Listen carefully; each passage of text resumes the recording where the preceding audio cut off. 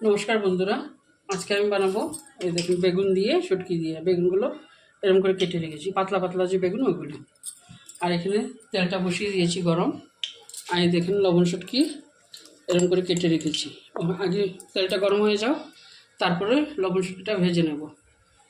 এই দেখুন তেলটা গরম হয়ে গেছে, শুটকিগুলো দিয়ে দিচ্ছি।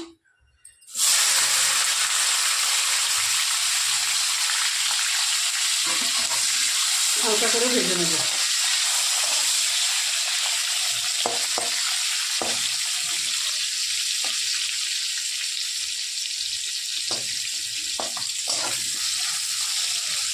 দেখুন শুটকিটা ভেজে তুলে নিয়েছি, আর ওই তেলের মধ্যেই বেগুনটা দিয়ে দিচ্ছি।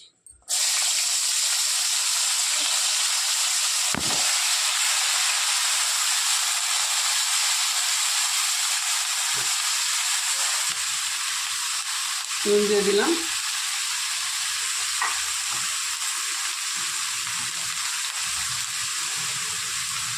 হলুদের সঙ্গে দিয়ে দিচ্ছি, দিয়ে আগে একটু ভেজে নেব।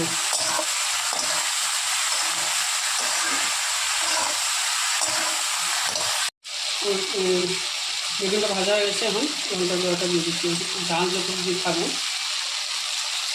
এই আন্দাজে দেবেন, দিয়ে ভালো মতো কষিয়ে নেব।